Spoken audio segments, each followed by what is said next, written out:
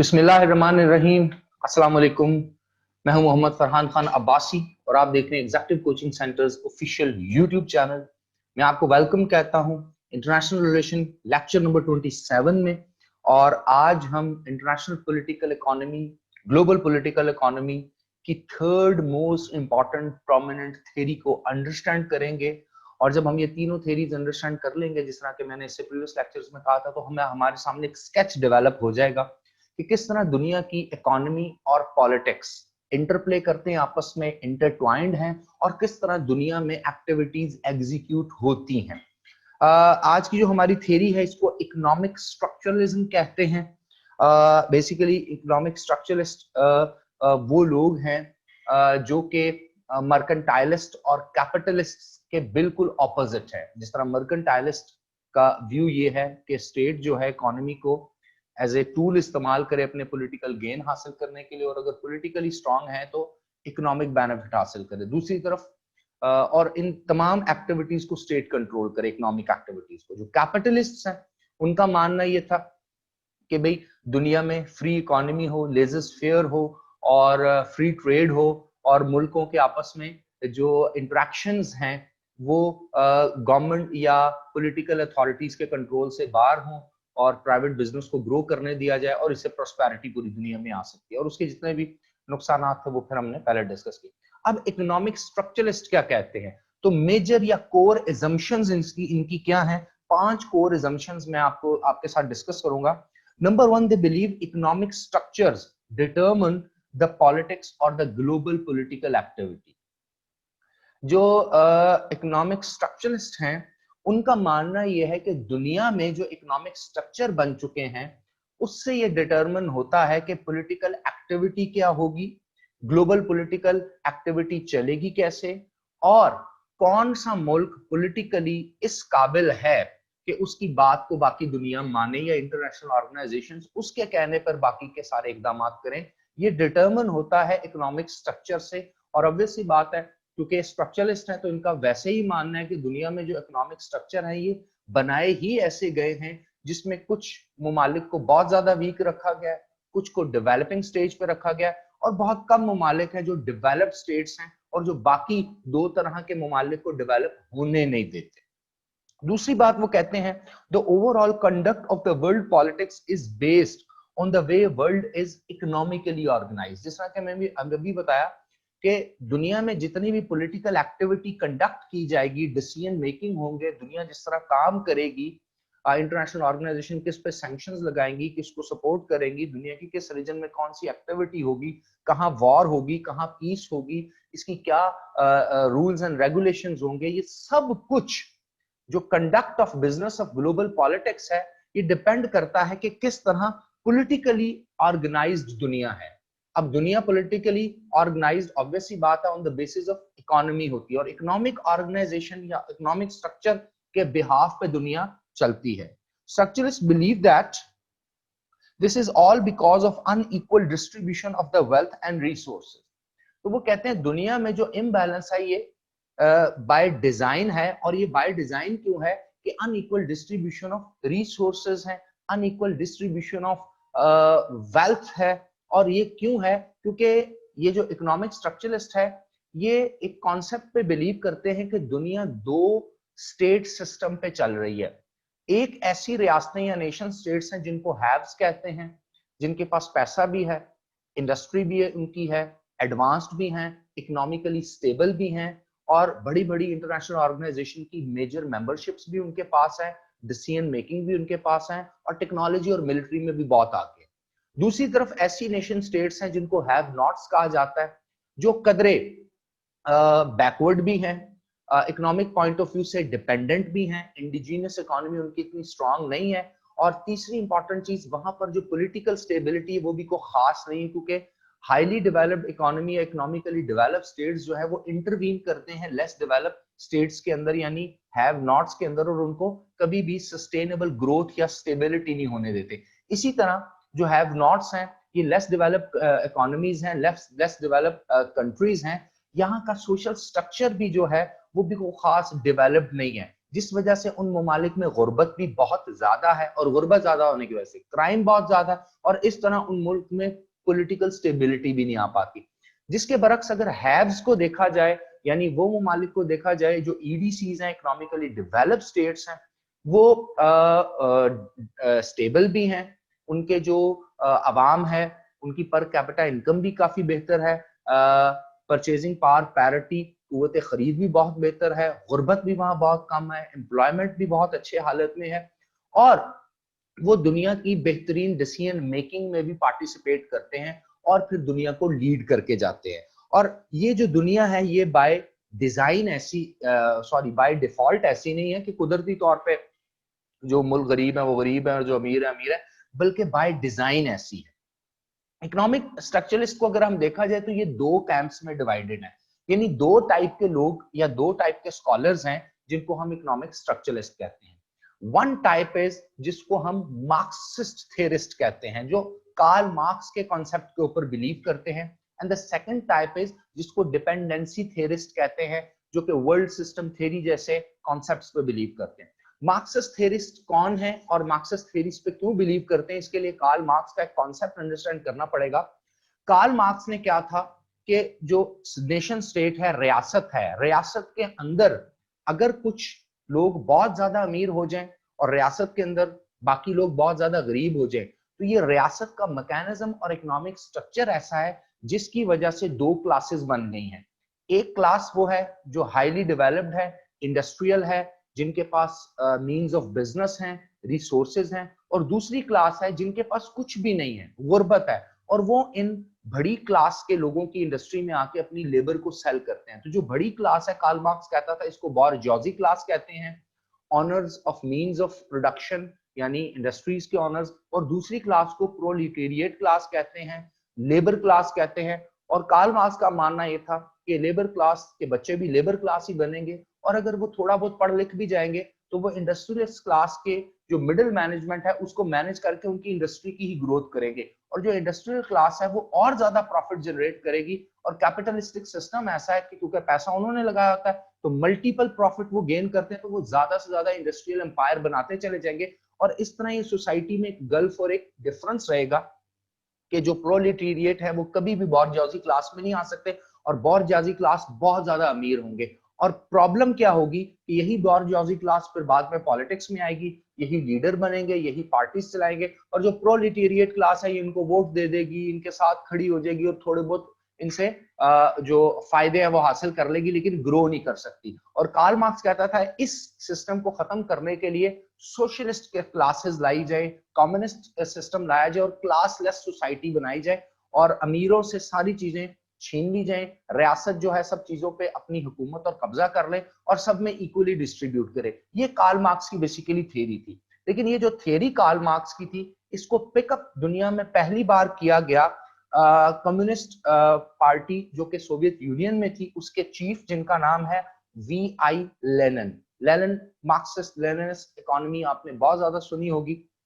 और लेनिन जो है वो आपको मालूम होगा कि जब सोवियत यूनियन 1970s में बना था तो ये लेबर रिफॉर्म के नाम पर लेबर लीडर के तौर पर सामने आए थे और कम्युनिज्म और सोशलिज्म के बहुत बड़े एडवोकेट थे। लेनिन ने एक बुक लिखी जिसमें उन्होंने कहा, बुक का नाम है imperialism the highest state of capitalism. 1916 में ये बुक पब्लिश हुई और उसमें उन्होंने एक मेन आर्गुमेंट ये दिया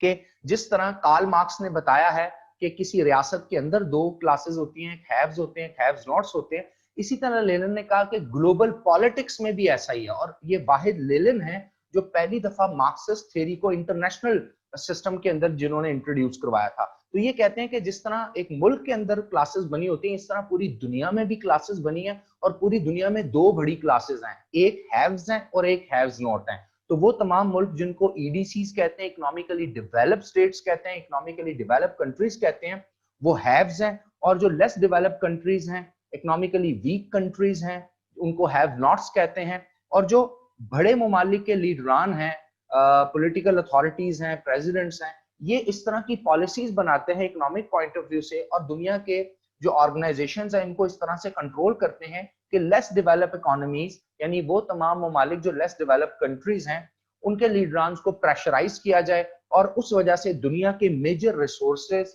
रॉ मटेरियल, लेबर, इन तमाम चीजों को एक्सप्लॉइट कर दिया जाए। और जब ये तमाम चीजें एक्सप्लॉइट हो जाएंगी तो जो बड़े इकोनॉमिकली डेवलप्ड कंट्रीज हैं उनकी इंडस्ट्रीज में इनको यूज किया जाएगा और फिर उस तरह से वो अमीर के अमीर रहेंगे और ये ममालिक गरीब के गरीब रहेंगे। इसी तरह लेलन का ये भी मानना था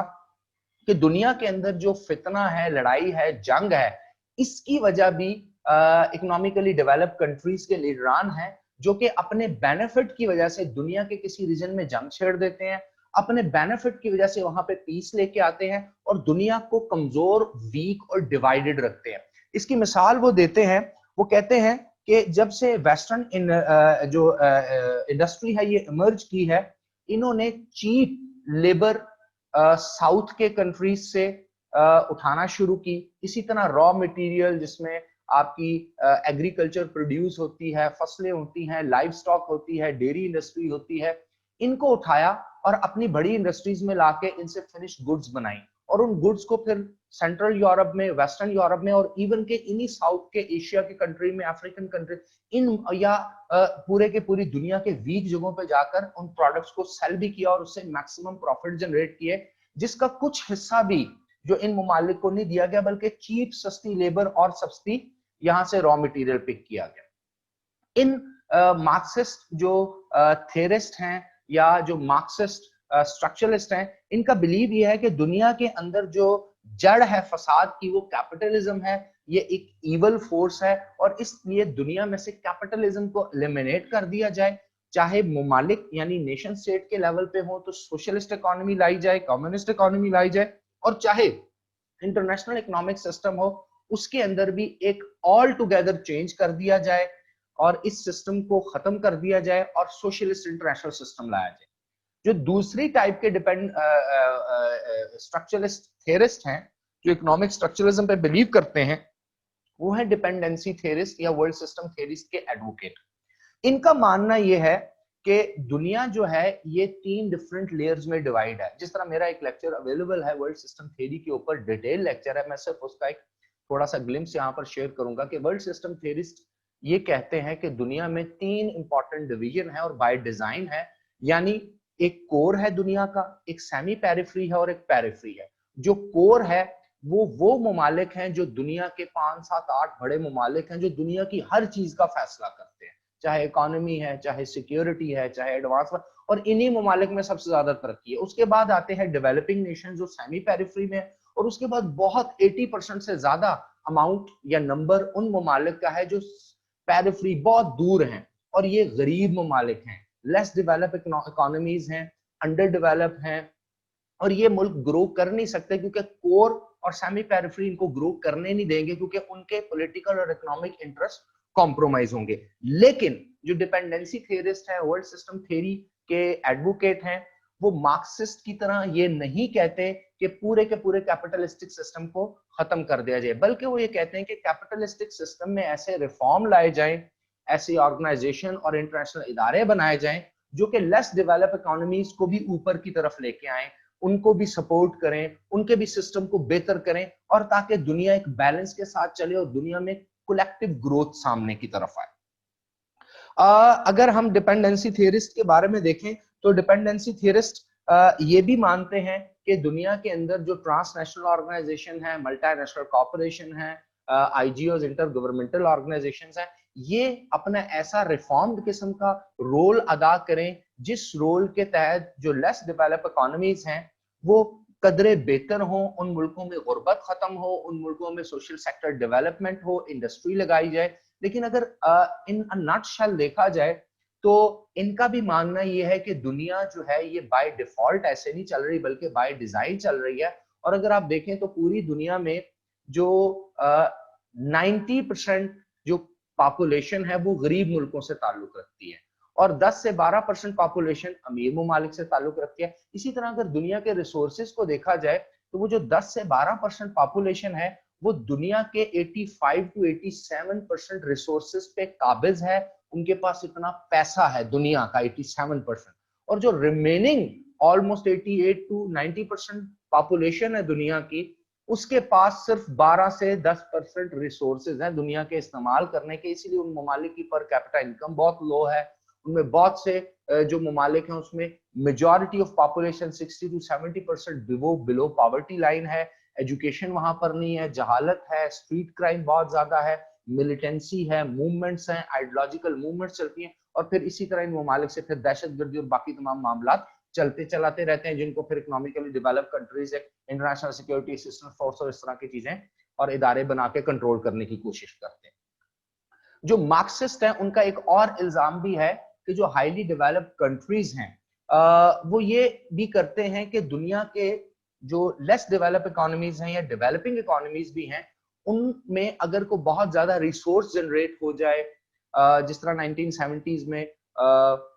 जो ऑयल और गैस मिडिल ईस्ट और पर्शियन गल्फ में दरियाफ्त हुई तो ऑर्गेनाइजेशन ऑफ पेट्रोलियम ओपेक बना दी गई और उनको कंट्रोल किया गया। इसी तरह सऊदी अरबिया का जो ऑयल था उसको अमेरिका ने एक फिक्स रेट पे परचेज करने का उसके साथ एग्रीमेंट किया कि हम आपके मुल्क से ऑयल एक्सट्रैक्ट करेंगे, निकालेंगे, मशीनरी जो कि हमारे पास है, लेकिन आपको इस फिक्स रेट पे हमें बेचना पड़ेगा, हम आपसे महंगा ऑयल नहीं खरीदेंगे। और ऑयल की जो इंटरनेशनल कीमत है वो डॉलर में रख दी ताकि डॉलर की करेंसी स्ट्रांग रहे। फॉर एग्जांपल अमेरिका ने क्या किया, उन्होंने पर्शियन गल्फ और सऊदी अरब के जो ऑयल इंडस्ट्री थी उसको मैनिपुलेट इस तरह किया कि उन्होंने कहा कि जो ऑयल का रेट है वो पर बैरल जो है 42 गैलन जिसे एक बैरल में होते हैं, एक स्पेसिफिक अमाउंट ऑफ डॉलर से ज्यादा आप इतने अरसे तक नहीं कर सकते, और ये आपका ऑयल हम ही एक्सट्रैक्ट करके पूरी दुनिया में बेचेंगे। तो अब आप अंदाजा लगा लें कि कैसे उनके रिसोर्सेज को यूज किया जा रहा है और सिर्फ अपनी इंडस्ट्री और अपनी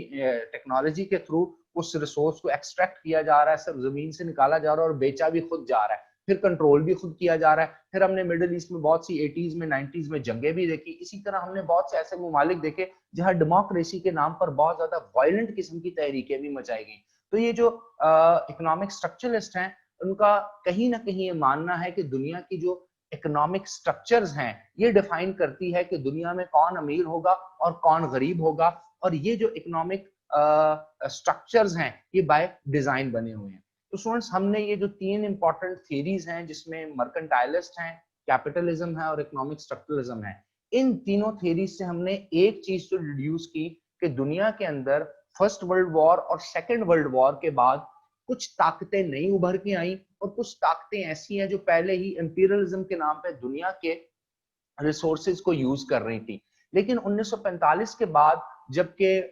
यूएनओ बन जाता है, ब्रेटन वुड ऑर्गेनाइजेशंस बन जाती हैं जिसमें आईएमएफ, वर्ल्ड बैंक है, वर्ल्ड बैंक शुरू में international bank for reconstruction and development के नाम पे बनता है वेस्टर्न यूरोप पे डेवलपमेंट करने के लिए, बाद में वो वर्ल्ड बैंक बन जाता है। इसी तरह गैट आता है, general agreement of tariff and trade आता है 1945 के बाद, लेकिन बाद में 1996 के बाद डब्ल्यूटीओ बन जाता है। इस तरह फैटफ 1989 में एक इदारा बन जाता है। तो ये जितने भी इंटरनेशनल ऑर्गेनाइजेशंस बनती हैं इनको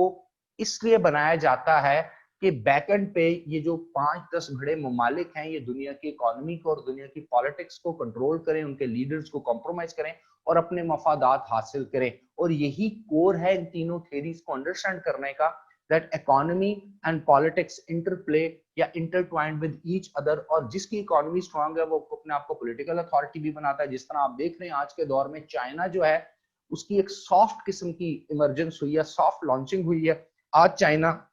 बेल्ट एंड रोड इनिशिएटिव के नाम पर यूरोप को और एशिया को आपस में और ईस्ट एशिया को जोड़ रहा है। आज चाइना आरसेप यानी रीजनल कॉम्प्रिहेंसिव इकोनॉमिक पार्टनरशिप के नाम पर आसियान कंट्रीज को चाइना के साथ, उसके साथ Australia, New Zealand, south Korea, Japan के साथ जोड़ रहा है और इस रीजन को कंट्रोल कर रहा है। आज चाइना दुनिया के बड़े ऑयल एक्सट्रैक्शन कंपनीज बना रहा है, आज चाइना सीपैक बना रहा है। तो अपनी इकोनॉमी को यूज करते हुए वो पॉलिटिकल अथॉरिटी बन रहा है और यूनाइटेड स्टेट ऑफ अमेरिका को चैलेंज कर रहा है। ये बेसिकली पूरी दुनिया का एक स्ट्रक्चर, एक ढांचा जिसके अकॉर्डिंगली दुनिया चलती है। और जब हम इन थ्योरीज को अंडरस्टैंड करते हैं तो हमें फिर पता चलता है कि क्यों कुछ ममालिक में वॉर ऑन टेरर के नाम पे हमले किए जाते हैं, क्यों ये टेररिस्ट ऑर्गेनाइजेशन एकदम सामने आ जाती हैं, क्यों किसी मजहब, चाहे वो इस्लाम हो या कोई और मजहब हो, उसको नाम, उसको लेबल करके दुनिया में नई नई तहरीकें बनाई जाती हैं, किस तरह मीडियाटाइजेशन ऑफ सिक्योरिटी या मीडियाटाइजेशन ऑफ फॉरेन पॉलिसी की जाती है, किस तरह गरीब ममालिक को आपस में एक दूसरे के साथ लड़ाया जाता है, किस तरह मुल्कों में कॉन्फ्लिक्ट पैदा करके दोनों तरफ के मुल्कों को ये बड़े बड़े ममालिक कभी राफेल के नाम पे या F-16 के नाम पे, F-14 के नाम पे हथियारे बेचते हैं, सब मरीन्स भेजते हैं, डिफेंस शील्ड भेजते हैं, किस तरह ये दुनिया को कंफ्यूज करके रखते हैं, किस तरह ईरान और सऊदीया को डिस्टेंस किया जाता है, किस तरह जो नॉर्थ एंड साउथ कोरिया के कॉन्फ्लिक्ट को मेंटेन किया जाता है, किस तरह एक दूसरे को कर्टेल करने के लिए भी डिफरेंट किस्म की पॉलिसीज और डिफरेंट किस्म के गिमिक्स किए जाते हैं। तो इन तीनों थ्योरीज को अंडरस्टैंड करने के बाद आज के इस लेक्चर में हमें दुनिया का थोड़ा सा स्ट्रक्चर समझ आ गया, जो कि मैंने आपको मर्केंटाइलिज्म यानी लेक्चर नंबर 25 में इंट्रोडक्शन में कहा था कि तीनों थ्योरीज को अंडरस्टैंड करके आपको चीजों की समझ आएगी। नेक्स्ट लेक्चर में इंशाल्लाह मैं एक बड़ी इंपॉर्टेंट डिबेट आपसे डिस्कस करूंगा जिसको कहा जाता है two economic worlds, north and south, और बड़ी डिटेल में with proofs, with references, with books आपको बाय कोटेशंस ये चीज समझाने की कोशिश करूंगा कि किस तरह साउथ के कंट्रीज जो दुनिया में हैं उनको वीक रखा गया, उनको पुअर रखा गया, इनको लेस डेवलप रखा गया, वहां पे तहरीकें चलाई गई, उनकी इकोनॉमीज को कॉम्प्रोमाइज किया गया, पॉलिटिकल स्टेबिलिटी नहीं होने दी, और उसके बरक्स जो नॉर्थ के कंट्रीज हैं वो डेवलप्ड भी हुए, वहां इंडस्ट्री भी लगी, वहां एजुकेशन भी हुई, वहां सोशल सेक्टर डेवलपमेंट भी हुई, पर कैपिटा इनकम भी आई, साइंस एंड टेक्नोलॉजी में आगे गए, आज कंप्यूटर और नॉलेज इकोनॉमी के दौर में बहुत आगे जा रहे हैं। आप यूट्यूब को ही देख लें, आप ट्विटर को देख लें, फेसबुक को देख लें, और दुनिया की 130 से 40 बड़ी कंपनियां जो मल्टी बिलियन या ट्रिलियन डॉलर अर्न करती है हर साल का रेवेन्यू, वो सारी की सारी या यूएसए से बिलोंग करती है, या यूके से, या फ्रांस से, या ब्रिटेन से, या जर्मनी से। अब चाइना भी सामने आ रहा है। तो ये यहाँ से हमें पता चलता है कि जो P5 कंट्रीज हैं किस तरह दुनिया को मॉनिटर कर रहे हैं, और जिस दुनिया में मैं और आप रह रहे हैं इस दुनिया में सिर्फ और सिर्फ मफादात को देखा जाता है। ये बेसिकली कोर आर्गुमेंट है इंटरनेशनल रिलेशंस का भी और फॉरेन पॉलिसी का भी। आज के लेक्चर के लिए इतना ही। उम्मीद है आपको जो प्रोडक्टिव किस्म के कुछ पॉइंट्स यहाँ से मिले होंगे और आपके लिए फ्रूटफुल होगा। इंशाल्लाह नेक्स्ट लेक्चर में मिलेंगे, तब तक के लिए wish you best of luck. अल्लाह हाफिज़। नासिर पाकिस्तान जिंदाबाद।